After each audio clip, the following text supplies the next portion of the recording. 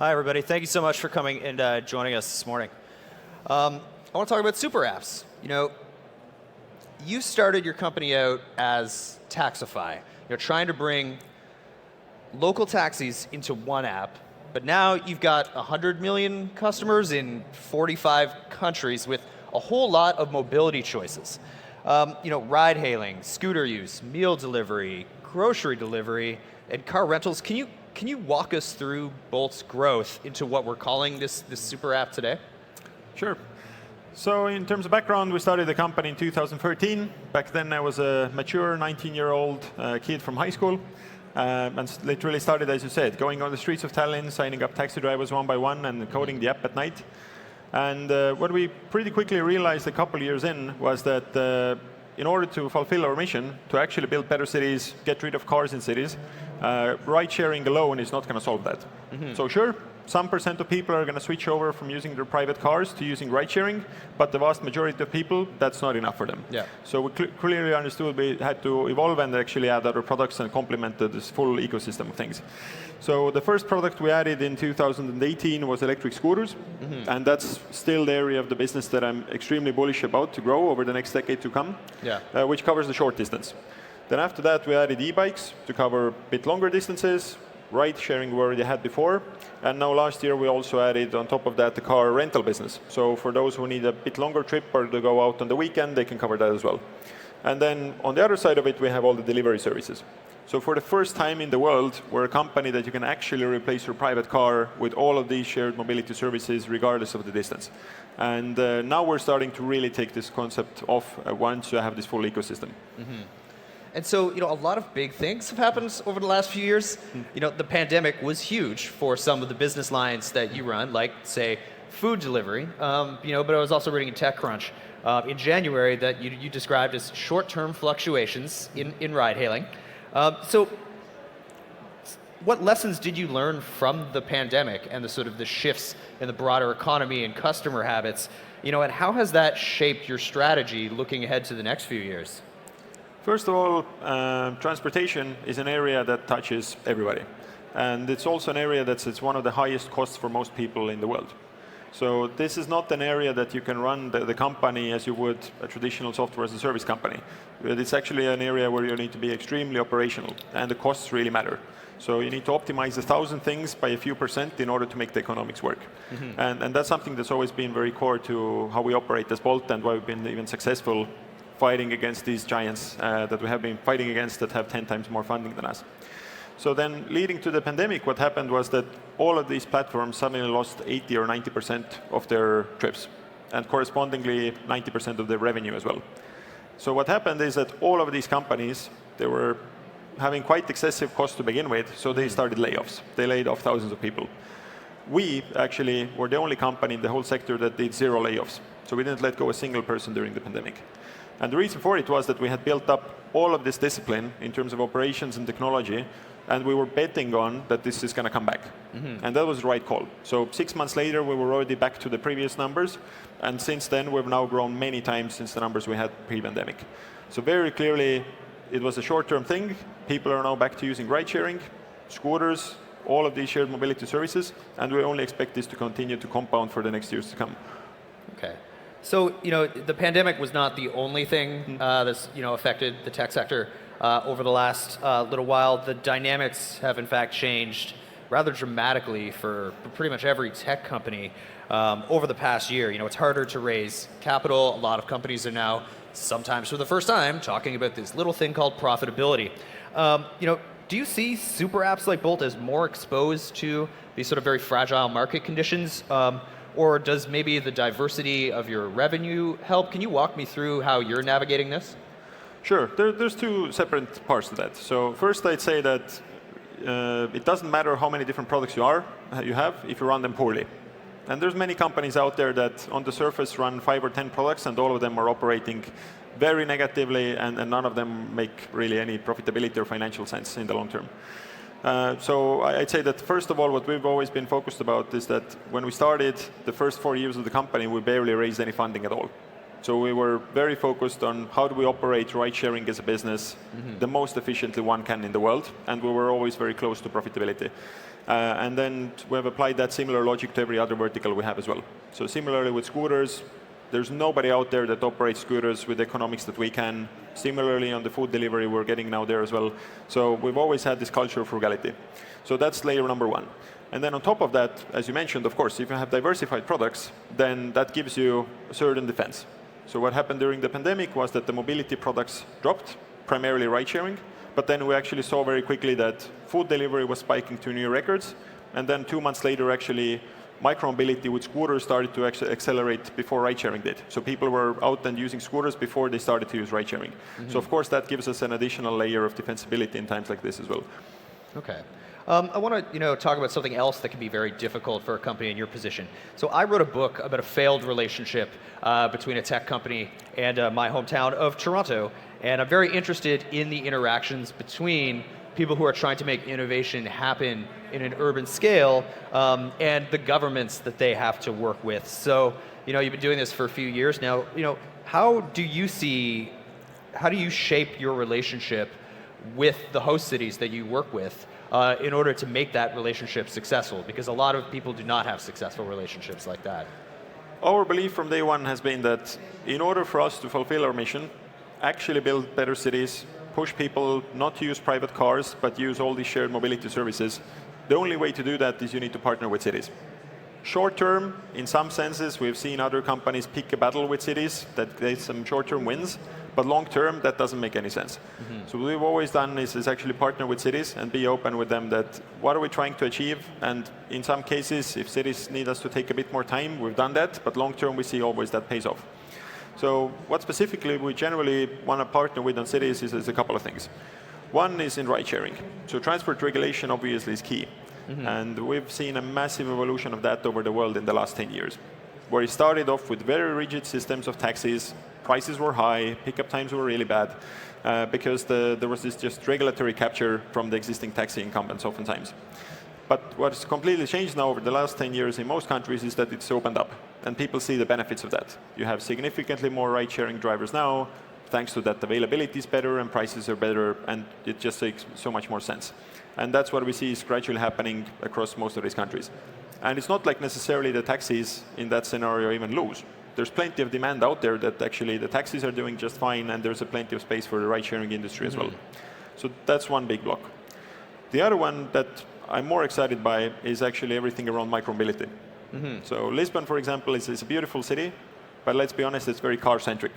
So you walk around the city, oftentimes you see the pedestrian lanes are so tiny that you can barely fit one pedestrian there. Not to mention if you wanted to take an e-bike or a scooter there, you just can't fit. So that's actually where we see the next stage of evolution now. How do we explain to cities and how do we accelerate this transition that they would create more zones for pedestrians, for bikes, and for the shared vehicles, which is gradually happening, but the question is how do we make it happen in a few years so we don't need to wait 10 or 20 years for that to come. Okay. You work in, how many cities are you in right now? 500. Okay, so that's a lot of individual governments to have to work with. I have studied one company's relationship with one government and documented the struggles that they've had. Can you walk me through how you manage to wrangle all of these different governments and build these relationships? What kind of team do you need to build in order to be able to have a successful relationship that doesn't devolve into controversy and actually allows you to embed yourself in the urban fabric? First of all, I'm an optimist. So what I see is that what we're going for are things that will eventually happen anyway. Yeah. The question is how do we accelerate that future from just happening a bit sooner? So that's the first off. Like you cannot convince cities to do something that long term is going to be bad for the public. That just doesn't work. So, but of course, then you get into details of how do you package it and how do you convince them, because oftentimes you might have vested interests that politicians might be afraid to change the status quo because there's so many industries that are lobbying to maintain it. You have all the car makers and fuel companies and insurance companies that want the current system of car dependency to stay there. So of course there's the interest you're going against, but what we see is that increasingly politicians are waking up and they're realizing this is not good. The public is waking up, and we see this movement is starting to accelerate. So there's examples from cities like London, Berlin, Paris, and so on that are all doing a whole arsenal of activities to create more bike lanes, low emission zones, and so on. So this is already happening. So specifically what our job is to go to cities, show them these examples of cities that they're doing it, show them the case studies of why this is working. But of course, it's a multi-year process that takes a lot of time. Okay. What would you say right now are the biggest regulatory hurdles affecting the different lines of your business, and how many of them would be local, and how many of them would be sort of things that we as a society need to kind of grapple with? So on the ride-sharing side, generally there's consensus that is very clear. The old legacy system of having this limited number of taxis doesn't work, and most cities around the world have adopted that or are in progress of doing that over the next couple of years to liberalize the market. So that one is in the last stretches of getting to a system that makes sense. But micromobility is much more early in that. So still we see that cities are oftentimes taking just knee-jerk reactions. So they're saying, okay, there's not enough space to fit the scooters, so therefore the solution is to reduce the number of scooters. Without actually realizing the context that in the case of Lisbon, there's about 15 to 20,000 scooters here in the city. But for context, there's hundreds of thousands of cars. And there's no limit on the number of cars. And then instead of actually creating space for these scooters, converting some of the car parking spots to scooter parking spots, creating a bit more lanes for bikes and scooters, which would be the long-term good thing to do. Oftentimes we do see cities are taking the short-term measures of just reducing the number of scooters without actually thinking what is good for the society in the long term. So that's something that it just takes a lot of convincing from the public towards the regulators to show them that these vehicles are heavily used, it's the future, and we should move away from cars to that. Okay. Even though you're sort of advocating for a future with less individual sort of car ownership, a lot of your services do depend on people having their own vehicles in order to be able to sort of work within the Bolt atmosphere. How have the wild fluctuations in fuel prices over the last year in particular affected not just you, but the individual drivers that you do work with? Well, first of all, when we think about the shared car, whether it's a ride-sharing car that has a driver or it's a rental car, we see then there are studies about this coming out more and more, that one car can replace 5 to 8 private cars. And that has tremendous consequences that are all positive for the city. You just have less traffic, less real estate required for parking and all of that. So we still think that it makes sense for us to operate the shared cars on the network because it will help us accelerate to a better city. But in terms of the fuel price increases, of course it's unfortunate that the war has caused energy prices to go up. But generally, this has meant that the prices for end customers go up by 10 or 15%. And we see the service is such an important part of people's lives that hasn't actually dampened demand for it at all. Okay. What kind of product offerings do you think are sort of perhaps a next natural fit to add to? We're talking about super apps here. How many services can you sort of put within an ecosystem? What hints can you drop about what you see as the next perhaps offering that you're considering, or maybe there's a quiet rollout people in this room don't necessarily know about yet? I'm curious. So super apps as a term have become very ambiguous, and our internal thinking around it is that it only makes sense for us to add products that are actually connected to our core mission. So we're adding products to the ecosystem that help us accelerate the way from private car ownership to this future of shared mobility. And there's still tremendous room to grow there. So as mentioned, we have a couple of vehicles like e-bikes and scooters, but there's obvious candidates there that we haven't rolled out in many markets yet. Shared cars is one example, shared mopeds, for example. There's a lot of different other form factors there that we're now exploring as well, what we could be getting into. Not to mention, of course, that there's a huge variety of delivery services that we can still expand on. We have restaurant and grocery delivery, but there's all sorts of other logistic services for e-commerce and so on that are still on the horizon and very adjacent to our existing business. So those are areas we're looking either to build ourselves or partner with other companies out there. Okay. The funding environment for any startup or larger scale-up company right now has a lot of challenges for virtually everyone. As I was saying earlier, the cost of capital is so much higher. How is that affecting you? Actually, we've always been lucky, as mentioned, that we've had this culture of frugality. We've always been very cost efficient with what we do. We've been profitable in the past. And we were also lucky to raise huge amounts of funding, more than €1 billion in 2021. So we're well financed and we can be break even with the funding we have in the bank whenever we choose to. So rather we're currently taking these aggressive bets in the right cities and the right products where we see that it makes sense to invest in right now.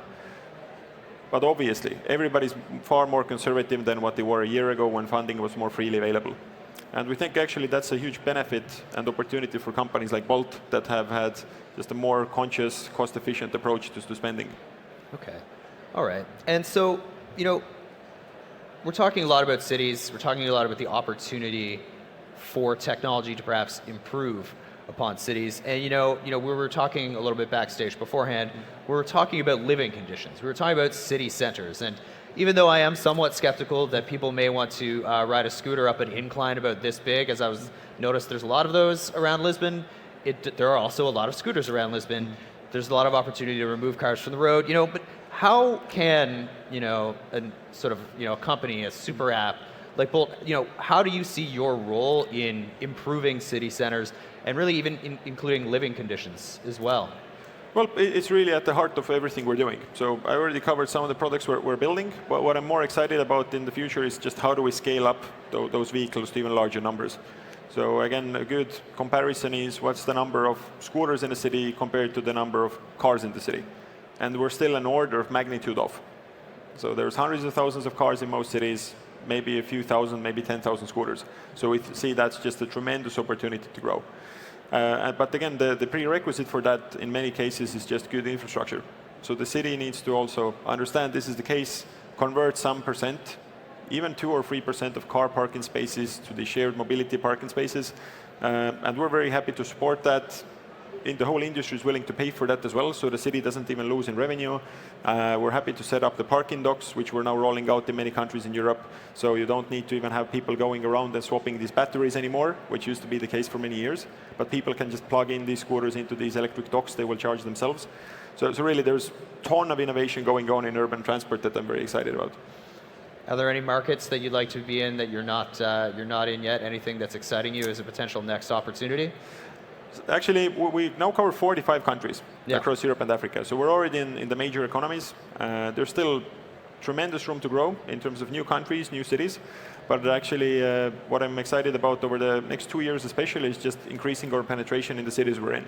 So same in Lisbon. We see we're just in the early days here. We are growing, nearly doubling our size in Portugal this year. We just hit 3 million customers, which compared to the population is quite a high number already. So we don't see that there's any lack of demand. It's more just our internal issues we need to fix on operation side to bring more cars and then more scooters to the market. All right. Well, Markus, thank you so much for joining us today here at Web Summit. It's been a pleasure chatting with you.